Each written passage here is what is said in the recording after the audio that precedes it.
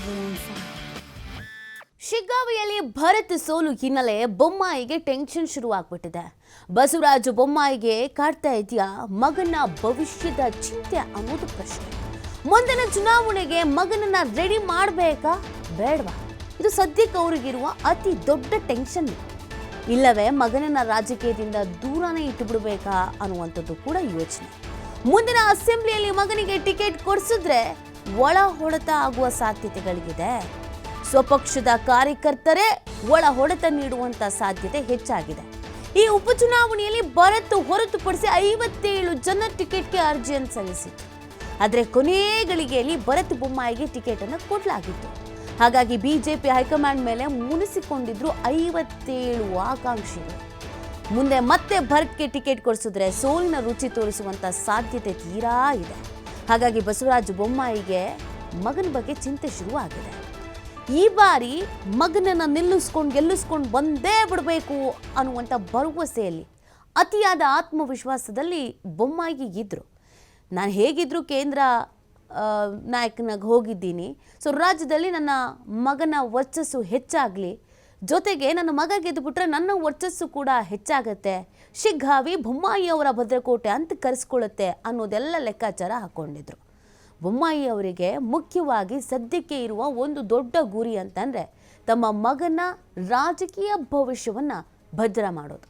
ತಮ್ಮ ಮುಂದಿನ ಜನ್ರೇಷನ್ಗೆ ಅವರೂ ಕೂಡ ಈ ಎಲೆಕ್ಷನಲ್ಲಿ ಗೆದ್ದುಬಿಟ್ರೆ ಆರಾಮಾಗಿ ಸಲೀಸಾಗಿ ಇರಬಹುದು ರಾಜಕೀಯ ಜೀವನದಲ್ಲಿ ಅನ್ನೋದು ಲೆಕ್ಕಾಚಾರ. ಆದರೆ ಅವರ ಲೆಕ್ಕಾಚಾರ ತಲೆಕೆಳಗಾಗ್ಬಿಟ್ಟಿದೆ. ಈಗ ಬೊಮ್ಮಾಯಿ ಅವರ ವರ್ಚಸ್ಸು ಕುಂದಿದೆಯಾ ಅನ್ನೋ ಪ್ರಶ್ನೆ ಕಾಡ್ತಾ ಇದೆ. ಜೊತೆಗೆ ಬಿಜೆಪಿಯ ಭದ್ರಕೋಟೆ ಛಿದ್ರ ಮಾಡಿದ್ದಂಥ ಹೆಸರು ಕೂಡ ಇದೀಗ ಕಾಂಗ್ರೆಸ್ಗೆ ಬಂದಿರೋದ್ರಿಂದ, ಅದು ಕೂಡ ಬೊಮ್ಮಾಯಿಯವರ ಮಗ ನಿಂತಾಗಲೇ ಆಗಿರೋದ್ರಿಂದ ಸಿಕ್ಕಾಪಟ್ಟೆ ಟೆನ್ಷನ್ ಆಗಿದೆ. ಮಗನನ್ನು ಎಲೆಕ್ಷನ್ಗೆ ಮುಂದೆ ನಿಲ್ಲಿಸಬೇಕೋ ಬೇಡವೋ, ರಾಜಕೀಯದಲ್ಲಿ ಅವನು ಜೀವನ ಕಟ್ಕೊಳ್ಳೋದಕ್ಕೆ ಅವನಿಗೆ ಸಹಾಯ ಮಾಡಬೇಕೋ ಬೇಡವೋ, ರಾಜಕೀಯದಿಂದ ದೂರ ಇದ್ಬಿಟ್ಟು ಬಿಸ್ನೆಸ್ ನೋಡ್ಕೊಂಡು ಹೋಗ್ಬಿಡು ಅಂತ ಹೇಳಬೇಕು, ಒಂದೂ ಗೊತ್ತಾಗ್ತಾ ಇಲ್ಲ. ತೀರಾ ಟೆನ್ಷನ್ನಲ್ಲಿ ಇದ್ದಾರೆ ಬೊಮ್ಮಾಯಿಯವರು. ಪ್ರತಿಯೊಬ್ಬ ರಾಜಕೀಯ ನಾಯಕರಿಗೂ ವಯಸ್ಸಾಗ್ತಾ ಇದ್ದ ಹಾಗೆಯೇ ಇದೇ ಚಿಂತೆ. ಮಕ್ಳಿಗೆ ಟಿಕೆಟ್ ಕೊಡಿಸ್ಬೇಕು, ಮೊಮ್ಮಕ್ಳಿಗೆ ಟಿಕೆಟ್ ಕೊಡಿಸ್ಬೇಕು, ಎಲೆಕ್ಷನಲ್ಲಿ ನಿಲ್ಲಿಸ್ಬೇಕು, ಗೆಲ್ಲಿಸ್ಕೊಂಡು ಬರಬೇಕು, ನಮ್ಮ ಮುಂದಿನ ಪೀಳಿಗೆಯಲ್ಲಿ ಅವ್ರ ಹೆಸರು ಇರಬೇಕು. ಆದರೆ ಈ ಬಾರಿಯ ಎಲೆಕ್ಷನ್ ಎಲ್ರಿಗೂ ಬುದ್ಧಿ ಕಲಿಸ್ಬಿಟ್ಟಿದೆ. ಅಂದ್ಕೊಂಡಿದ್ದಾಗಿಲ್ಲ. ಮಾಜಿ CMಗಳು ಒಳ ಹೊಡೆತ ತಿನ್ಬಿಟ್ಟಿದ್ದಾರೆ. ಅದೇ ರೀತಿಯಾಗಿ ಬೊಮ್ಮಾಯಿಯವರು ಕೂಡ ಈ ಬಾರಿ BJPಯವರೇ ನಮಗೆ ಒಳ ಹೊಡೆತ ಕೊಟ್ಟಿದ್ದಾರೆ ಅನ್ನೋ ಲೆಕ್ಕಾಚಾರಗಳು ಕೂಡ ಬೊಮ್ಮಾಯಿಯವರಿಗೆ ಅರ್ಥ ಆಗಿದೆ. ಈ ಬಗ್ಗೆ ಮತ್ತಷ್ಟು ಮಾಹಿತಿಯನ್ನು ನೀಡ್ತಾರೆ ನಮ್ಮ ಪ್ರತಿನಿಧಿ ಯಲ್ಲಪ್ಪ. ಈ ಬಾರಿ ಭರತ್ನ ಗೆಲ್ಲಿಸ್ಕೊಂಡು ಬರಲೇಬೇಕು, ರಾಜಕೀಯವಾಗಿ ಒಂದು ಜೀವನವನ್ನು ಕಟ್ಕೊಡ್ಬೇಕು ಅಂತ ತಂದೆ ಬಸವರಾಜ ಬೊಮ್ಮಾಯಿ ಅವರು ಲೆಕ್ಕ ಹಾಕಿದ್ರು. ಬಟ್ ಆ ಲೆಕ್ಕಾಚಾರ ತಲೆಕೆಳಗಾಗಿದೆ. ಸೊ ಮುಂದೆ ಏನೇನು ಆಪ್ಷನ್ಸ್ ಇದೆ, ಏನೇನು ಟೆನ್ಷನ್ ಇದೆ ಬೊಮ್ಮಾಯಿ ಅವರಿಗೆ ಅಂತ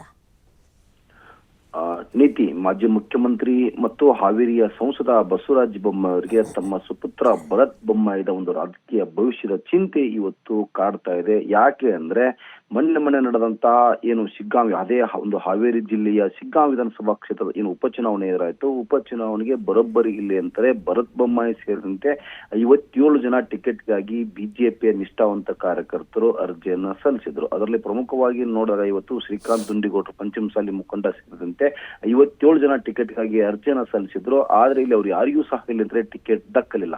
ಟಿಕೆಟ್ ದಕ್ಕಿದ್ದು ಮಾಜಿ ಮುಖ್ಯಮಂತ್ರಿ ಬಸವರಾಜ ಬೊಮ್ಮಾಯಿ ಅವರ ಸುಪುತ್ರ ಭರತ್ ಬೊಮ್ಮಾಯಿಗೆ. ಭರತ್ ಬೊಮ್ಮಾಯಿ ಇಲ್ಲಿ ಅಂತಂದ್ರೆ ಅಬ್ಬರದ ಪ್ರಚಾರವನ್ನ ಮಾಡಿದ್ರು. ಪ್ರಚಾರ ಮಾಡಿ ನಾವೇ ಗೆಲ್ತೀವಿ, ನಮ್ಮ ತಂದೆ ಮಾಡಿದ ಅಭಿವೃದ್ಧಿಗಳ ನಮ್ಮನ್ನ ಕೈ ಹಿಡಿದಾವೆ ಅಂತೇಳಿ ಭರತ್ ಬೊಮ್ಮಾಯಿ ಕ್ಷೇತ್ರದೆಲ್ಲ ಇಲ್ಲಿ ಅಂತಂದ್ರೆ ಪ್ರಚಾರವನ್ನ ಮಾಡಿದ್ರು. ಆದ್ರೆ ಕ್ಷೇತ್ರದ ಜನ ಇಲ್ಲಿ ಭರತ್ ಬೊಮ್ಮಾಯಿಗೆ ಆಶೀರ್ವಾದ ಮಾಡಲಿಲ್ಲ. ಇದಕ್ಕೆ ಮೂಲ ಕಾರಣ ಏನು ಅಂತಂದ್ರಾಗ, ಒಂದ್ ಕಡೆ ಅಂತಂದ್ರೆ ಇಲ್ಲಿ ಬಿಜೆಪಿಯ ಮತಗಳು ಮತ್ತು ಇಲ್ಲಿ ಅಂತಂದ್ರೆ ಜಾತಿ ಲೆಕ್ಕಾಚಾರದ ಮೇಲೆ ಇವತ್ತು ಕಾಂಗ್ರೆಸ್ ಗೆದ್ದಿದ್ದಾಯ್ತು. ಆದ್ರೆ ಇಲ್ಲಿ ಒಳ ಹೊಡೆತ ಇವತ್ತು ಬಿಜೆಪಿಗೆ ಆಗಿದೆ ಅನ್ನೋದು ಇವತ್ತು ಬಸವರಾಜ ಬೊಮ್ಮಾಯಿಯ ಒಂದು ಲೆಕ್ಕಾಚಾರ. ಯಾಕೆ ಒಳ ಹೊಡೆತ ಅಂತೇಳಿ, ಇವತ್ತು ಟಿಕೆಟ್ಗಾಗಿ ನಿಷ್ಠಾವಂತ ಕಾರ್ಯಕರ್ತರಿಗೆ ನಾನು ಟಿಕೆಟ್ ಕೊಡಿಸಿದ್ದೆ, ಆದ್ರೆ ನಮ್ಮ ಪಕ್ಷ ಗೆಲ್ಲಬಹುದಿತ್ತೇನೋ ಅಂತೇಳಿ ಈಗ ಅವರು ಯೋಚನೆ ಮಾಡ್ತಾರೆ. ಯಾಕಂದ್ರೆ 57 ಜನ ಅರ್ಜಿ ಹಾಕಿದ್ರು, ಅದ್ರಲ್ಲಿ ಯಾರಿಗಾದ್ರೂ ಒಬ್ಬರಿಗೆ ಕಾರ್ಯಕರ್ತರಿಗೆ ಟಿಕೆಟ್ ಕೊಡಿಸಿದ್ರೆ ಅವರೇ ಇಲ್ಲಿ ಅಂತ ಮುಂದಾಳತ್ವ ವಹಿಸಿಕೊಂಡು ಚುನಾವಣೆಯನ್ನ ಮಾಡ್ತಿದ್ರು.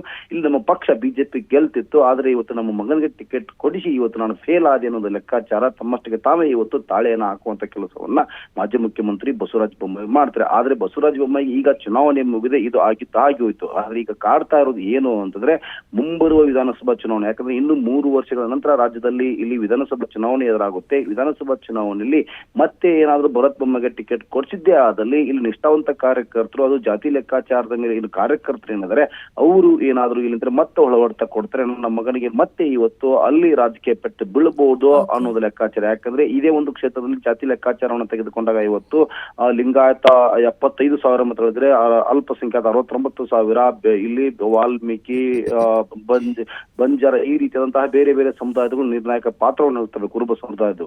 ಈ ರೀತಿಯಾಗಿ ಅವ್ರಿಗೆ ಏನಾದ್ರು ಅಂದ್ರೆ ಜಾತಿ ಲೆಕ್ಕಾಚಾರ ಟಿಕೆಟ್ ಕೊಡ್ಸಿದ್ರೆ ನಮ್ಮ ಮಗ ಇಲ್ಲಿ ಅಂತಾರೆ, ನಮ್ಮ ಮಗನಿಗೆ ಗೆಲುವು ಸರಳಾಗಬಹುದು ಅಂತೇಳಿ ಈ ಒಂದು ಪ್ಲಾನ್ ಅನ್ನ ಹಾಕಿಕೊಂಡು ಮುಂಬರುವ ವಿಧಾನಸಭೆ ಚುನಾವಣೆ ನಮ್ಮ ಗಮನದಲ್ಲಿಟ್ಟುಕೊಂಡು ಇಲ್ಲಿ ಒಂದು ರಾಜಕೀಯ ಚಿಂತನೆಯನ್ನ ಇವತ್ತು ಮಾಜಿ ಸಿಎಂ ಮಾಡ್ತಿದ್ದಾರೆ ನೀತಿ. ಓಕೆ, ಥ್ಯಾಂಕ್ ಯು ಯಲ್ಲಪ್ಪ ತಮ್ಮೆಲ್ಲ ಡೀಟೇಲ್ಸ್ಗಾಗಿ.